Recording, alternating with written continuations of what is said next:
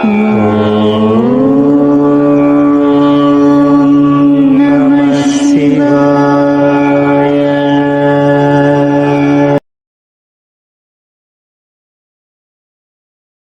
గురుభ్యో నమః. శ్రీమాత్రే నమః. 8 ఏప్రిల్ 2024 సంవత్సరంలో సోమావతి అమావాస్య. ఈ అమావాస్య చాలా విశేషమైనది. ఈ రోజు చేసే పరిహారాలు చాలా విశేషమైన ఫలితాలను ఇస్తాయి. ఈరోజు మనం చెప్పుకునే ఈ పరిహారాన్ని మీరు సోమావతి అమావాస్య రోజున చేసినట్లయితే ముందు మీరు ఈ పరిహారాన్ని ఎలా చేయాలి ఏమిటి అన్న విషయాన్ని మంచిగా అర్థం చేసుకోండి. అర్థం చేసుకుని పరిహారాన్ని చేసినట్లయితే మీకు దాని యొక్క ఫలితాలు అనేవి విశేషంగా లభిస్తాయి. మీ ఇంట్లో చాలా దుఃఖాలు ఉన్నప్పుడు ఇబ్బందులు కలుగుతూ ఉంటాయి. ఏదో ఒక కష్టం తీరింది అంటే ఇంకొక కష్టం వచ్చి పడుతూ ఉన్నట్లయితే ధన సంబంధమైన ఇబ్బందులు అయినా సరే, అనారోగ్యాలైనా, ఏదో ఒక రకమైన సమస్యలను మీరు అనుభవిస్తూ ఉన్నట్లయితే మీకు అనిపిస్తూ ఉంటుంది కదా, అసలు ఈ సమస్యలు ఎందుకు వస్తున్నాయి? మేము చాలా పూజలను చేశాము, చాలా వ్రతాలు చేశాము, కానీ మాకున్న ఈ సమస్యలు ఏమీ కూడా మమ్మల్ని వదిలి వెళ్ళడం లేదు. అటువంటి వారి అందరి కోసమే ఈ సోమావతి అమావాస్య. ఈ అమావాస్య మీ అందరి కోసము కూడా చాలా విశేషమైనది. మీరు ఈరోజు మనం చెప్పుకునే పరిహారాన్ని చేసినట్లయితే మీకు ఎంతటి దుఃఖాలు ఉన్నా, కష్టాలు ఉన్నా అవన్నీ కూడా మీ నుండి దూరంగా వెళ్ళిపోతాయి. పితృదోషాలు ఉన్నా కూడా తొలగిపోతాయి. మీ అందరికీ తెలుసు, అమావాస్య పితృదేవతలకు చాలా విశేషమైన రోజు. మీకు పితృదోషం ఉన్నా లేకపోయినా, మీకు పితృదోషం ఉందని తెలిసినా తెలియకపోయినా కూడా మీరు ఈ ఉపాయాన్ని చేయండి. మీకు దాని యొక్క ఫలితాలు అనేవి తప్పకుండా లభిస్తాయి. మీ జీవితం నుండి దుఃఖాలు, ఇబ్బందులు అన్నీ కూడా మీ నుండి చాలా దూరంగా వెళ్ళిపోతాయి. ఎటువంటి ఇబ్బంది ఉన్నా కూడా, ధనానికి సంబంధించిన ఇబ్బందులైనా, అనారోగ్యాలైనా, ఎటువంటి సమస్య అయినా కూడా అవన్నీ దూరంగా వెళ్ళిపోతాయి. మనము సోమావతి అమావాస్య రోజున ఎటువంటి పరిహారాలను చేయాలి, ఏ సమయంలో చేయాలి, ఎలా చేయాలి? ఈ పరిహారాన్ని ఎవరు చేయాలి అంటే ఇంటి పెద్ద ఎవరైతే ఉంటారో వారు చేయాలి. ఇంట్లో ఎవరైతే పెద్దవారు ఉంటారో, అమ్మ, అత్తమ్మ ఎవరైతే ఉంటారో వారు చేయవచ్చు. ఇంట్లో ఎవరో ఒకరు పెద్దవారు, మొత్తం కుటుంబం అంతా బాగుండాలి అని కోరుకుని ఈ పరిహారాన్ని చేసుకోవాలి. ఈ పరిహారాన్ని చేయడం వలన మీరు ఈ పరిహారాన్ని ఎప్పుడు ప్రారంభించాలి అంటే అమావాస్య రోజు సాయంత్రం ప్రారంభం చెయ్యాలి, లేదా రాత్రి సమయంలో కూడా ప్రారంభం చేయవచ్చు. ఈ పరిహారం ఎప్పుడు పూర్తి అవుతుంది అంటే తెల్లవారిన తర్వాత ఈ పరిహారం పూర్తి అవుతుంది. ఈ విషయాన్ని మీరు గుర్తుపెట్టుకోండి. పరిహారాన్ని చేయడానికి విధి విధానాలు ఏమిటి, మనం ఎలా చేయాలి అనే విషయాన్ని ఇప్పుడు మనం తెలుసుకుందాము. మీరు పరిహారం కోసము ఒక చిన్న గిన్నెని తీసుకోండి, దాంట్లో బియ్యాన్ని తీసుకోండి. అమావాస్య రోజు సాయంత్రము సమయంలో, ప్రదోష కాలంలో అంటే సాయంత్రం 5 గంటల నుండి 6 గంటల మధ్య సమయంలో, లేదా 7 గంటల నుండి 8 గంటల మధ్య సమయంలో అయినా సరే మీరు ఈ పరిహారాన్ని చేసుకోండి. మీరు పరిహారం కోసము అమావాస్య రోజు సాయంత్రం సమయంలో ఒక గిన్నెను తీసుకోండి. గిన్నెలో మీరు బియ్యాన్ని పోయండి. మీరు మీ ఇంట్లో వంటగదిలోనున్న బియ్యాన్ని మాత్రమే ఈ పరిహారం కోసం తీసుకోవాలి. గిన్నెలో నిండుగా బియ్యాన్ని పోసేయాలి. అందువల్లనే మీరు బాగా పెద్దగా ఉన్నది కాదు, బాగా చిన్నగా ఉన్న గిన్నె కాకుండా మధ్యస్థంగా ఉన్న గిన్నెని తీసుకోండి.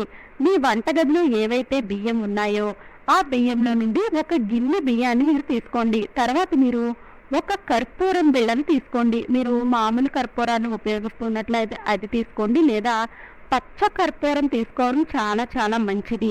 మీ దగ్గర ఏ కర్పూరం ఉంటే ఆ కర్పూరాన్ని తీసుకోండి. కర్పూరం బిళ్ళలను తీసుకున్నట్లయితే ఒక 5-6 బిళ్ళనైనా తీసుకోండి. అదే మీరు కర్పూరం ముక్కను తీసుకున్నట్లయితే ఒక కొద్దిగా ముక్కను తీసుకోండి. ఏదైతే గిన్నెలో మీరు బియ్యాన్ని వేశారో ఆ బియ్యం మధ్యలో ఈ కర్పూరం బిళ్ళను ఉంచండి. మీరు ఈ పరిహారాన్ని ఎప్పుడైతే సాయంత్రం సమయానికి అమావాస్య ఉంటుందో, ఇప్పుడు మనకు వచ్చే అమావాస్య సోమావతి అమావాస్య చాలా విశేషమైనది. సాయంత్రం సమయానికి ఉన్నది. మీరు రాత్రి 12 గంటల కన్నా ముందు ఈ పరిహారాన్ని ఎప్పుడైనా కూడా మీరు ప్రారంభం చేసుకోవచ్చు. 12 గంటల తర్వాత చేయకండి, చాలా లేట్ అయిపోతుంది.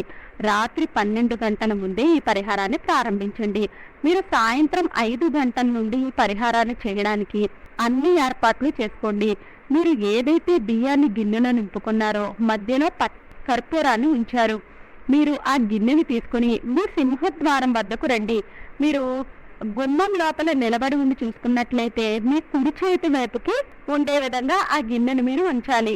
బయటకు వచ్చి ఆ గిన్నెను రాత్రంతా కూడా గుమ్మం పక్కనే అలాగే ఉండే విధంగా మీరు దానిని ఉంచాలి. ఈ విషయాన్ని గుర్తుపెట్టుకోండి. ఆ గిన్నె సురక్షితంగా ఉండే విధంగా కూడా మీరే చూసుకోవాలి. అందువలన దానిపైన ఏదైనా మీరు మూతను వేయవచ్చు. ఎందుకంటే రాత్రి సమయంలో ఎలుకలు పిల్లులు తిరుగుతూ ఉంటాయి కదా, ఆ గిన్నెను పెట్టగానే అవి వాటిని పాడు చేసే అవకాశాలు ఉన్నాయి. అందువలన మీరు జాగ్రత్త తీసుకుని ఆ గిన్నెను పెట్టిన తర్వాత మీరు భగవంతుణ్ణి ప్రార్థించండి.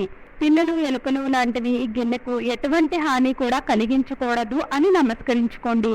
ఆ తర్వాత ఆ గిన్నెను వదిలేసి మీరు లోపలికి వచ్చేయండి. మీరు ఆ గిన్నెను ఆ రోజు రాత్రి అంతా కూడా అలానే గుమ్మం పక్కనే వదిలేయండి. మీరు మరుసటి రోజు ఉదయాన్నే లేవగానే మీరు మరుసటి రోజు కొద్దిగా ఉదయాన్నే లేవడానికి ప్రయత్నాన్ని చేయండి. కనీసము 5 గంటలకు 6 గంటలకు అయినా సరే లేచే ప్రయత్నాన్ని చేయండి. మీరు రాత్రి ప్రారంభించిన పరిహారాన్ని మీరు పూర్తి చేసుకోవాలి. మీరు ఉదయాన్నే లేవగానే ముందు స్నానం చేయండి. మీరు ఉతికిన వస్త్రాలను ధరించండి లేదా కొత్త వస్త్రాలను ధరించండి. మీరు స్నానం చేసిన తర్వాత వెంటనే ఒక అగ్గి పెట్టెని తీసుకుని మీ సింహద్వారం వద్దకు రండి. మీరు రాత్రి బియ్యపు గింజలను వేసిన గిన్నెలో కర్పూరాన్ని ఉంచారు కదా, ఆ కర్పూరాన్ని వెలిగించండి. ఆ కర్పూరం వెలుగుతున్నంతసేపు కూడా మీరు అక్కడే ఉండండి. మీరు అక్కడే నించుని ఉండండి, అటు ఇటు వెళ్ళకండి. ఆ కర్పూరం మొత్తము కూడా వెలిగిపోయిన తర్వాత మీరు ఆ బియ్యపు గింజలో ఉన్న గిన్నెను తీసుకోండి. మీరు ఆ గిన్నెను తీసుకుని ఏదైనా వృక్షం దగ్గరికి వెళ్ళండి. ఎటువంటి వృక్షం అంటే ఎక్కువగా పక్షులు ఎక్కువగా తిరుగుతూ ఉంటాయి కదా, ఆ వృక్షం దగ్గరకు మీరు వెళ్ళాలి.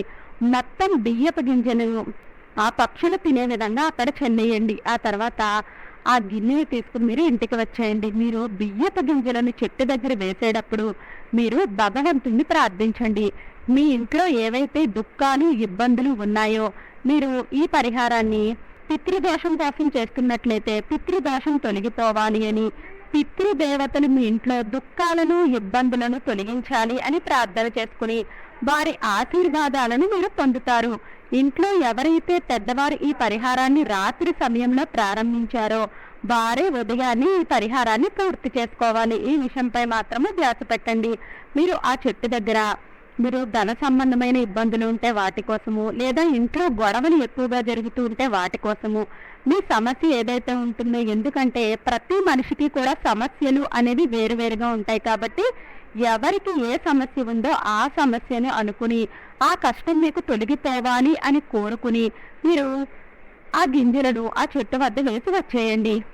మీకు చాలా కొద్ది రోజులలోనే మీ జీవితంలో మార్పు అనేది రావడం ప్రారంభమవుతుంది. మీ కష్టం ఏదైతే ఉందో అది చాలా తొందరలోనే తొలగిపోతుంది. వీడియో నచ్చినట్లయితే లైక్ చేయండి. వీడియో నచ్చినట్లయితే మన విరాట్ మంత్ర ఛానల్ని లైక్ చేయండి, షేర్ చేయండి, సబ్స్క్రైబ్ చేసుకోండి. వీడియో నచ్చినట్లయితే కామెంట్ బాక్స్లో జై శ్రీరామ్ అని తప్పక కామెంట్ చేయండి.